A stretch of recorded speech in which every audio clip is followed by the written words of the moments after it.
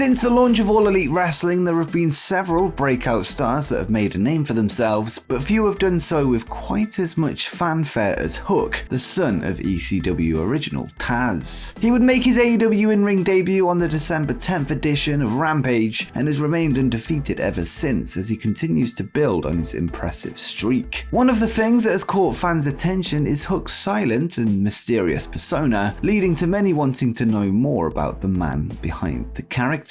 So with that said, in today's video we're going to tell you everything you need to know as we look at 10 things you didn't know about Hook. The cold-hearted handsome devil is a very young devil, aged just 22. One of the youngest on the AEW roster, Hook was born on May 4th, 1999, and ECW fans will recognize this as what was a very special time for his wrestling father, Taz. The Human Suplex Machine had won his first ever ECW World Championship 4 months earlier in January 1999, and he would hold on to it until September of that year. Taz was also the reigning FTW champion, but he had unified the belt with the ECW Championship prior to Hook's birth by defeating Sabu in March 1999. It would be an understatement to say that 1999 was an eventful year for Taz. So this means when Hook was born, his father was ECW champion, which is pretty cool if you ask me. Another interesting fact is that the FTW Championship is nearly a year older than Hook, with the belt being introduced in May 1998 as an unsanctioned championship. Before Hook became Hook, he was known by the name of Tyler Synertia, but in November 2020, Tyler filed to trademark for a new wrestling name. The trademark was a typical pro wrestling trademark limited to the realms of pro wrestling and sports entertainment, as it's listed. On the topic of the name itself, Hook has not stated what it stands for or what inspired the name, but it's been suggested that it might be a reference to Red Hook, Brooklyn, where his father Taz was billed from the majority of his career. This might have some truth to it, as Hook's submission Red Rum may also be a tribute to Taz's hometown. And as a bonus fact regarding the name Hook, some of you may remember the 1991 film of the same name. Well, the film Hook premiered on the 8th of December 1991, and 30 years later to the day, AEW would tape Hook's in-ring debut. Is that a coincidence? I think not.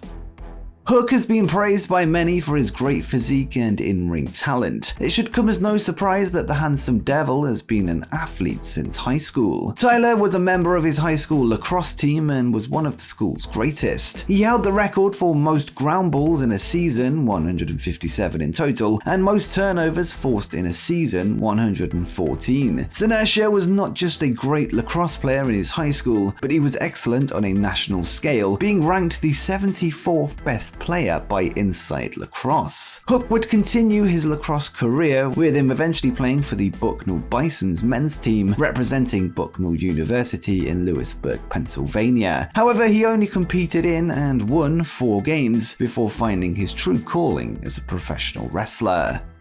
We talked about how Hook was a successful lacrosse player before becoming a pro wrestler, but that wasn't his only talent. It seems that he is also a skilled photographer. Hook has his own photography portfolio online, working under the name of Gooch. The nickname stems from his high school days when he was seen often wearing designer brands such as Gucci. According to Hook himself, he specializes in creative direction design photography, a subfield of photography and art which is mostly aimed at marketing. His portfolio consists of multiple shots with a variety of people in colourful urban areas. It's unclear if Hook worked professionally as a part-time photographer or if this was just a hobby, but it's nice to see that the internet sensation has so many hidden talents. One of the main reasons Hook's in-ring debut was so well received was his presentation, and a major part of this presentation was his entrance, especially his music. The song titled Chairman's Intent is by Action Bronson, and it adds to his cool laid-back persona, as well as giving fans a recognizable tune when he walks in. Hook has stated that he's been a fan of Bronson since 6th grade, and his father is said to be a good friend with the rapper. Bronson is known to be a pro wrestling fan, and videos and photos have surfaced showing him in attendance at ECW events even before he was famous. Hook has recently appeared on stage as a surprise guest during Bronson's recent 2022 tour at a concert in San Diego in February, receiving a big pop from the crowd.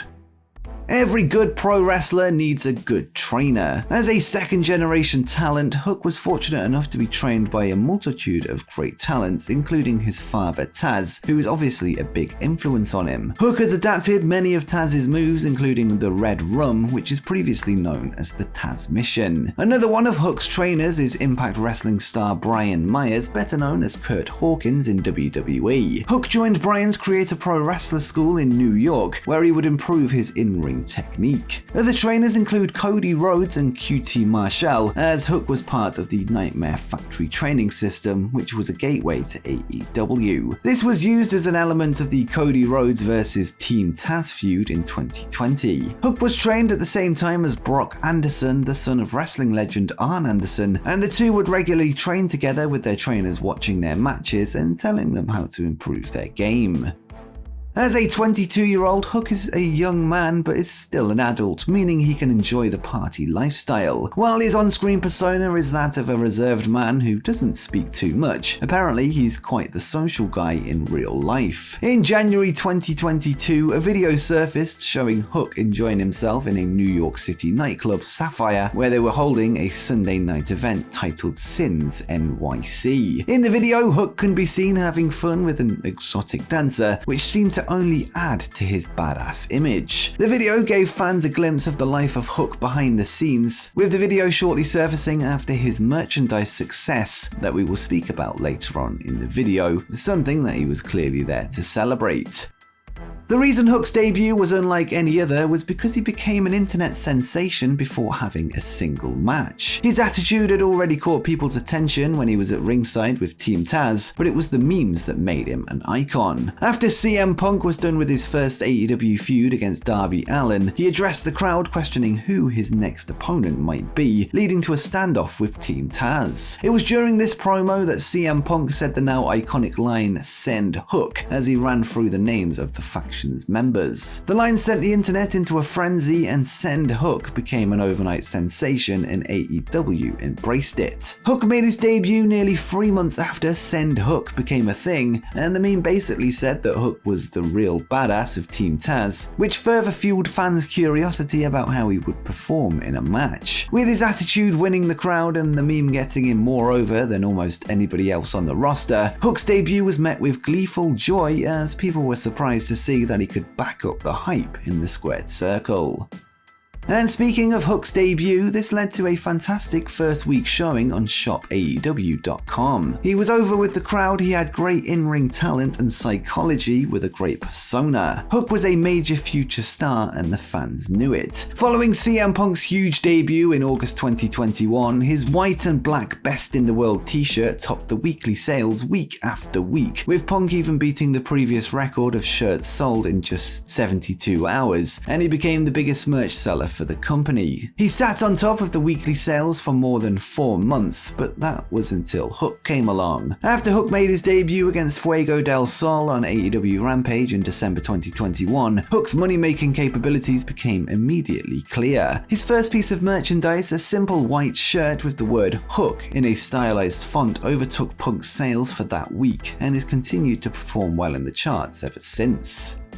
Most of your favorite wrestlers have played the role as an extra before going on to become a major player. Examples include Jon Moxley being one of The Undertaker's druids at Royal Rumble 2006, MJF playing the role of a security guard for Samoa Joe at NXT TakeOver Brooklyn 2, and CM Punk acting as one of John Cena's gangsters for his WrestleMania 22 entrance. Hook made a similar cameo before becoming a sensation in the lead up to All Out 2020, which was main evented by a match for the AEW World Championship. Jon Moxley would defend his title against rising star MJF, who was in the midst of his #MJF 2020 campaign to dethrone the champion. Max took inspiration from the imminent United States election, hiring a campaign team that helped him with his vision for the future of All Elite Wrestling. You may be surprised to know that Hook was in fact one of MJF's stooges, alongside Wardlow, Mark Sterling, Nina, Corey Hollis, and Lee Johnson. Known as Max's gum Rum Guy, Hook would make his AEW debut as part of Max's entourage months before his time in Team Taz and his Ultimate in-ring debut 1 year later. Interestingly, this isn't mentioned on his Wikipedia page, and his debut is listed as when he first appears for Team Taz, which of course isn't the case. So you heard it here first, folks, and that's why you should subscribe to Wrestle Planet. And before you go, make sure you check out 10 things you didn't know about AEW's Danhausen.